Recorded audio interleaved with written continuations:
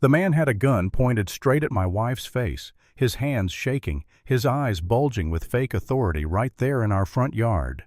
All of this because she jogged past the HOA clubhouse without carrying an ID card. He didn't know he couldn't possibly know that the woman he was threatening wasn't just a quiet neighbor in running shoes.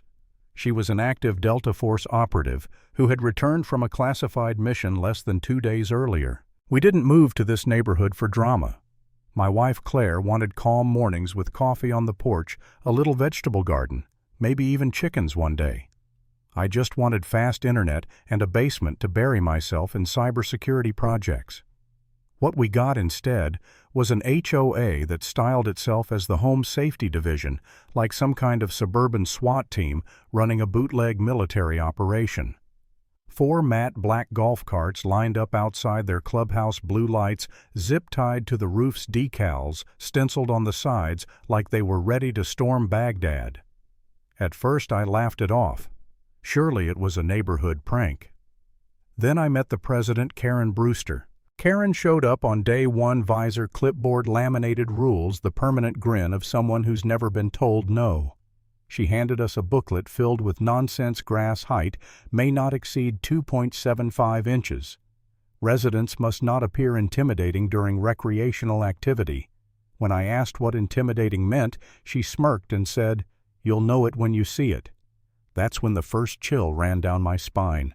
But Claire just smiled politely. She's good at that, pretending to blend in, keeping her training buried under layers of calm. For a few days I tried convincing myself we'd overreacted. Maybe this HOA was just power-hungry nothing we couldn't shrug off. Then came the warnings slipped into our mailbox.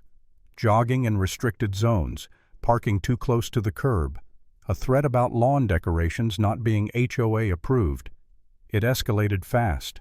Signs popped up declaring certain streets off-limits like they'd carved the neighborhood into their own personal military base. I remember Claire saying, "Don't underestimate people with fake power.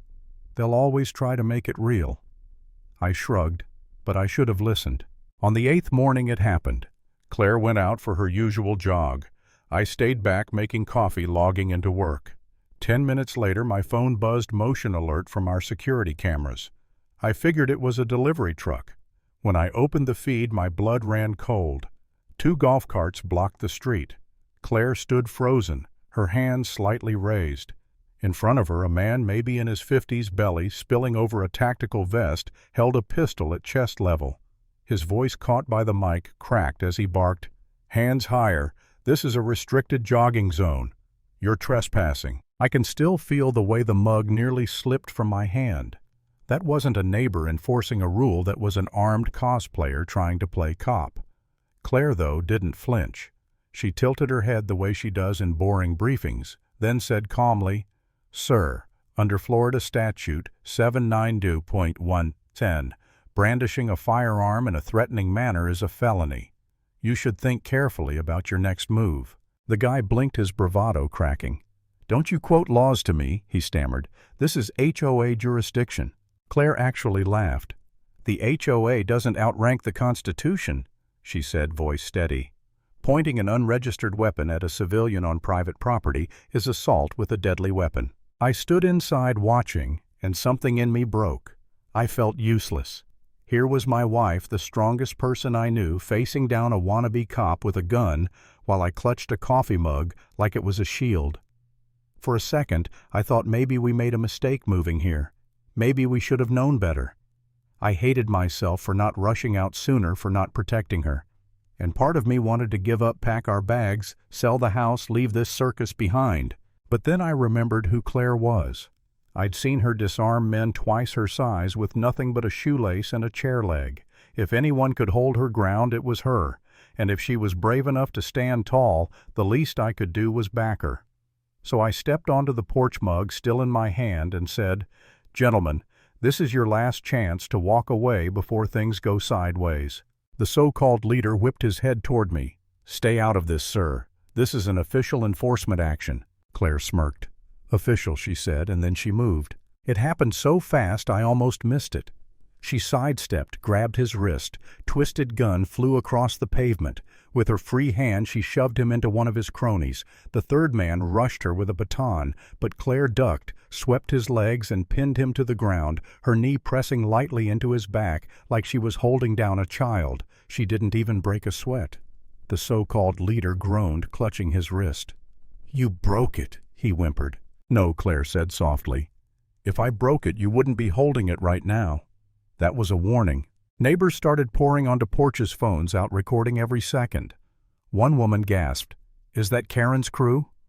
And sure enough, across the street came Karen herself, visor gleaming, clipboard waving like a badge of honor. She shrieked, "Arrest her! She assaulted my officers. You're all witnesses." Claire stood, brushed dust from her hands, and looked Karen dead in the eye. "Your officers," she said. "Lady, they're about to be defendants." And then, like some cosmic punchline, the real sirens screamed through the air. 2 sheriff's cruisers rolled up, lights flashing, scattering the crowd. Deputies stepped out, hands on their belts, eyes locked on the ridiculous scene. 3 grown men in mismatched tactical gear sprawled across my yard, one whining about his wrist, one face down under my wife's knee.